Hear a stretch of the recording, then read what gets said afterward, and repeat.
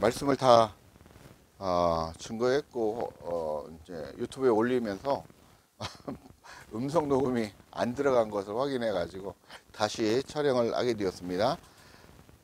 오늘은 빌립보서 3장 1절에서 9절 말씀 제목은 그리스도 예수를 아는 지식이 가장 고상함이다 라는 제목을 가지고 여러분과 말씀을 공유하도록 하겠습니다. 먼저 오늘 학사 23기 동문들의 30주년 임관 30주년 기념을 축하드리고, 또한 어제 행사에 참여를 했는데 수고해 주신 우리 동기 여러분들께 진심으로 감사를 드립니다. 1절 한번 살펴보도록 하겠습니다. 빌립보서 3장 1절입니다. 정말로 나의 형제들아, 주 안에서 항상 주 안에서 기뻐하라. 너희에게 같은 말을 쓰는 것이 내게는 수고로움이 없고 너희에게는 안전하니라 라고 말씀하고 있습니다. 정말로 라는 것은 로이폰 헬라어 3063번입니다. 그래서 이제부터는 그 위에 또는 마지막으로 그러므로 이런 뜻으로 쓰였습니다. 마지막으로 결론적으로 형제들아, 여기서는 끝을 맺는 게 아니라 이런 이제 뜻인데 화제의 전환을 위한 그런 화법으로 쓰였다라는 것입니다. 그래서 이제는 또 다른 그러므로 또는 또 이런 뜻으로 쓰였습니다. 그래서 주 안에서 큐리오스, 주님이라는 거죠. 로드라는 것입니다. 주님 안에서 기뻐하라는 것입니다. 우리가 주님 안에서만이, 주님 안으로 들어가야만이 참된 기쁨을 누릴 수 있고 우리가 생활할 수 있다라는 것입니다. 그리고 내가 주님 안으로 들어간다라는 것은 주님이 내 안에 들어와 계신다라는 것을 뜻합니다. 그래서 저가 내 안에, 내가 저 안에 라는 그 말씀과 상통하는 것입니다. 그래서 하나 되었다라는 것이죠. 동전의 양면과 같이 그런 앞면에는 무엇이 있습니까? 예를 들어서 500원짜리 동전이면 500이라고 쓰여 있지 않습니까? 뒷면에 무엇이 있습니까? 학이 있지 않습니까? 그런 것처럼 주님과 내가 한 몸으로 살아가는 게 지금 우리의 삶이다라는 것입니다. 그 얘기를 하고 있는 것입니다. 그리고 그 안에 그렇게 살아가는 것이 가장 안전한 삶이라는 것입니다.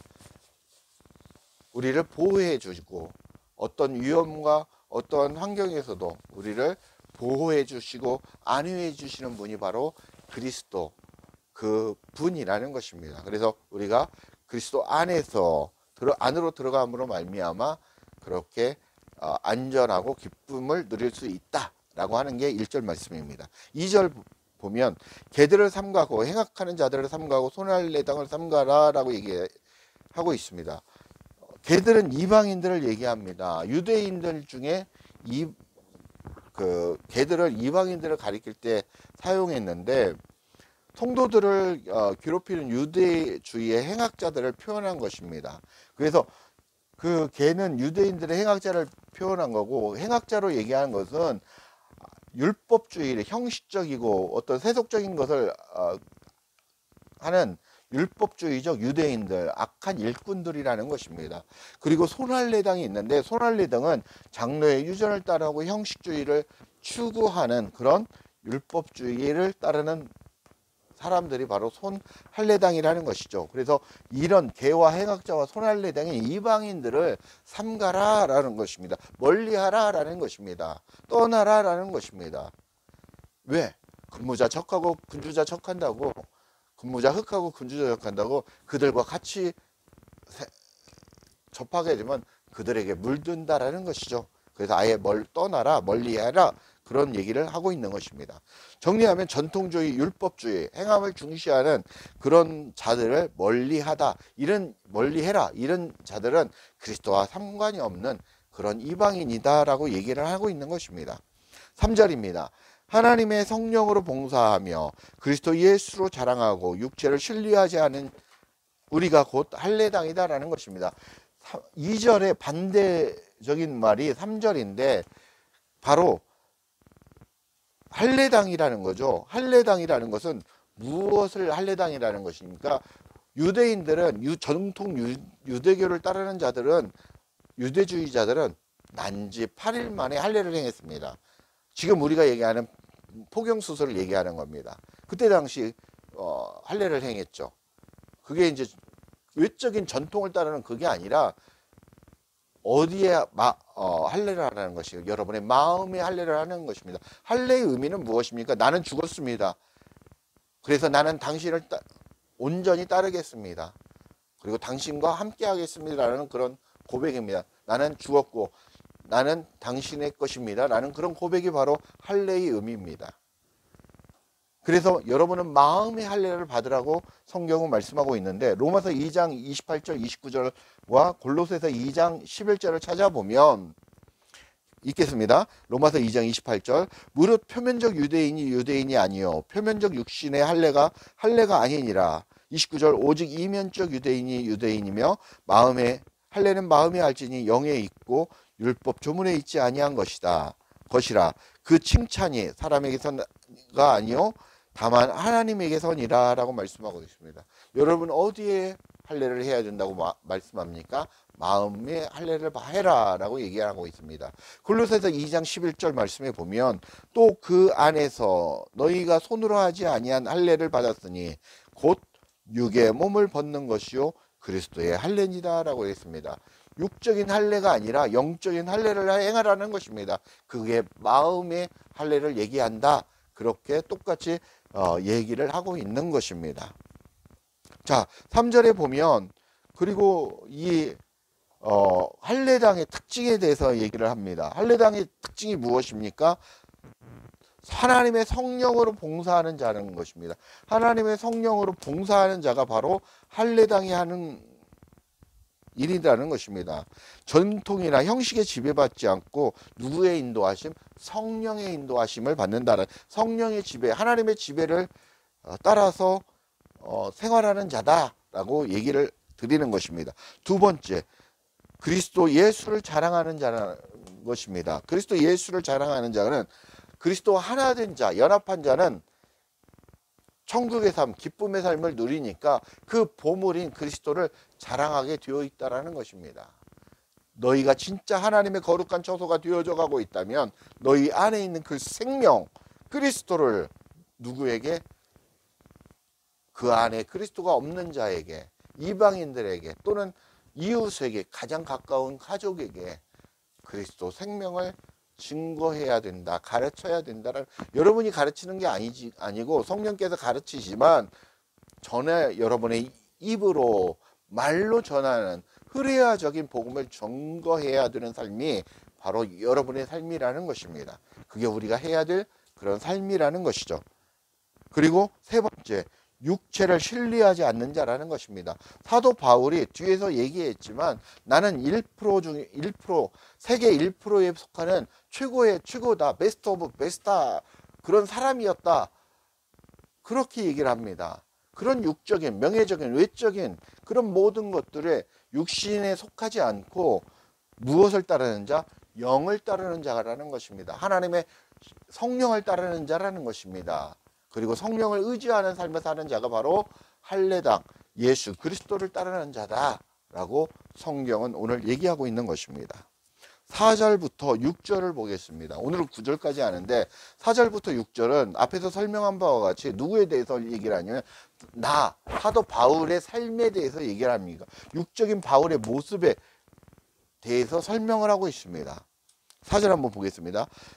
그러나 나도 육체를 신뢰할 만하니 만일 누구든지 다른 이가 육체를 신뢰할 것이 있는 줄로 생각하면 나는 더욱 그러하리니. 5절, 내가 8일 만에 할례를 받고 이스라엘의 족속이요 베냐민 지파요 히브리 중에 히브리뇨 율법으로는 바리새인이요 열심으로는 교율을 핍박하고 율법의 의로는 흠이 없는 자로다 라고 얘기를 합니다. 나 바울은 이런 사람이었다라는 얘기입니다. 사도 바울은 육체를 신뢰하고 있는 유대주의자들을 반박케 하기 위해서 자신의 상황을 설명하고 있습니다.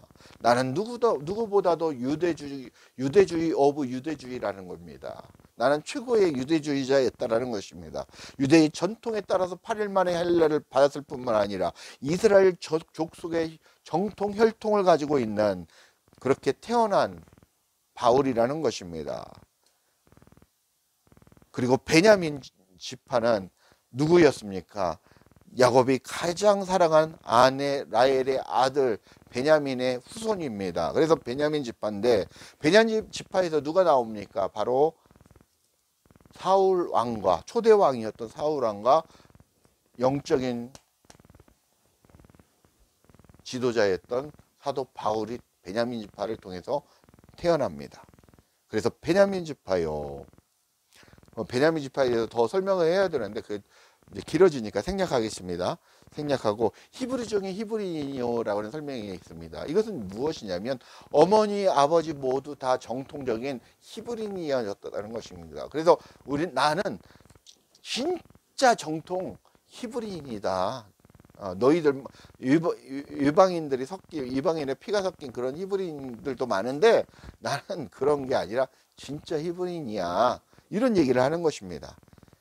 그리고 또 율법으로는 바리새인이요라고 얘기합니다. 바리새파는 어떤 거냐면 가장 엄격한 유대 종파로서 구약의 율법뿐만 아니라 구전이나 서기관들이 해석한 전승을 따르고 연구하는 그런 무리였습니다. 바울은 바리새인의 아들로 태어났습니다. 사도행전 23장에 나와 있는데요. 바리새파에 입문했습니다. 그러면서도 그가 가장 그때 당시 존경받는 선생 가말리엘의 수하에서 학문을 했고, 그리고 스승으로 가말리엘을 모시고 수석 엘리트로 사도 바울이 율법을 배우고 수학을 했음을 알 수 있습니다. 그래서 이 바리새인 중에 바리새인이요라고 하는 것은 정통 율법을 지키고 어떻게든 하나도 틀리지 않게 하나님을 섬기려는데 부정함이 없도록 했다라는 것입니다. 그렇게 충성되게 충실되게 행했던 그런 바울이었다는 것입니다. 그래서 율법에는 흠이 없는 자였다라는 것이죠. 그리고 또한 율법을 충성되게 따르다 보니 율법에 배반된 저 그리스도 하나님 복음을 따르는 자들을 배척하고 그들을 박해하고 그들을 잡아 죽이고 하는데 앞장섰던 게 바로 바울이었다라는 것입니다. 왜? 내가 알고 있는, 내가 그동안 배웠던 전통에 위배되는 자들이지 않습니까? 그래서 예수를 따르는, 그리스도를 따르는 자들을 다 박해하고 잡아가는데 1등 공신이었습니다. 또한 이 바울이 우리 순교한 누굽니까? 스테반 집사님이 순교하실 때도 사도 바울이 그 옆에 있었다는 것입니다. 유대인들이 돌로 쳐 죽일 때 그 옆자리에 누가 있었냐? 바울이 서 있었다는 것입니다. 그렇게 악랄하고 악독했던 게 율법주의에 쌓여서 그렇게 행했던 게 바로 바울이었습니다. 그 얘기를 하고 있는 것입니다. 그리고 이제 7절부터 9절은 4절부터 6절에 대한 바울에 대한 반대 개념. 여기는 예를 들어서 율법주의와 율법주의적이고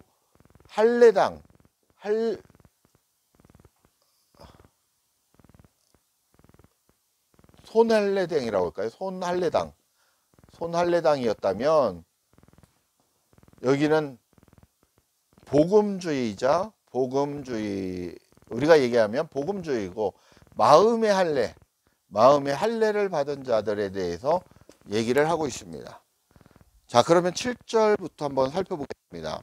그러나 무엇이든지 내가 유익하던 것을 내가 그리스도를 위하여 다 해로 여길 뿐더러, 그리스도를 얻기 위해서 나는 다 해로 여기고 버렸다라는 것입니다. 무엇을? 4절에서 6절을 내가 가지고 있는 그 모든 것을 다 버렸다라는 것입니다. 왜? 무엇을 얻기 위해서? 그리스도 생명을 얻기 위해서 그렇게 행했다라는 것입니다. 9절 그 안에서 8절입니다. 또한 모든 것을 해로 여기면 내 주 예수 그리스도를 아는 지식이 가장 고상함을 인함이라. 오늘 제목이죠. 내가 그를 위하여 모든 것을 잃어버리고 배설물을 여기면 그리스도를 얻고 라고 말씀하고 있습니다. 그리스도를 얻기 위해서 그 모든 것들을 다 배설물, 아무 가치 없는, 아무 쓸모없는 것으로 다 버렸다는 것입니다.